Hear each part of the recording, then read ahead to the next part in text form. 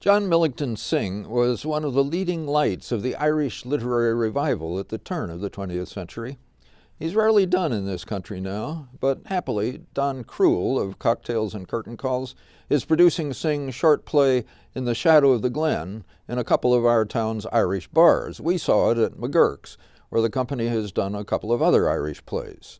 Though Synge came from the Protestant upper middle class in Ireland, he found the inspiration for his plays in research he'd done among the rural poor in Western Ireland and the Aran Islands. He claimed that I got more aid than any learning could have given me from a chink in the floor of the old Wicklow house where I was staying that let me hear what was being said by the servant girls in the kitchen.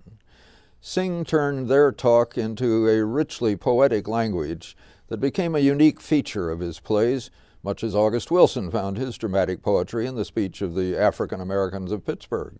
In the Shadow of the Glen tells a bitter tale of peasant life in Wicklow, Ireland.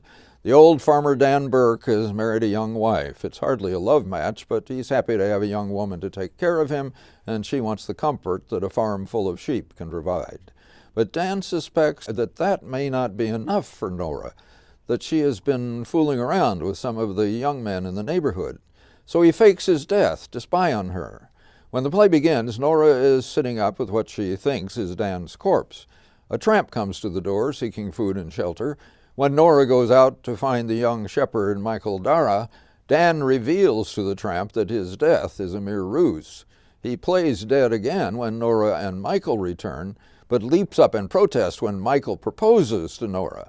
Dan kicks Nora out to wander the roads, and she leaves with the tramp, who promises her a life of freedom. It is a strange tale and hardly a pleasant one, but it does make lovely use of the Irish take on the English language. And the cast at Cocktails and Curtain Calls takes advantage of that, pretty consistently hewing to the brogue, assisted, I assume, by the director, Sean Belt, and Pat Conroy, the Irish cultural advisor.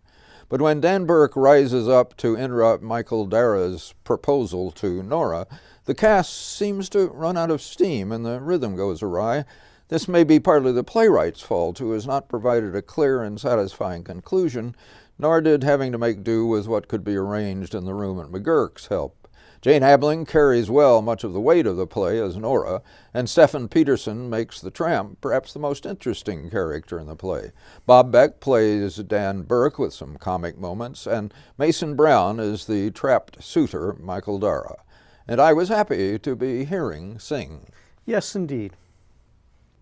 Thank you.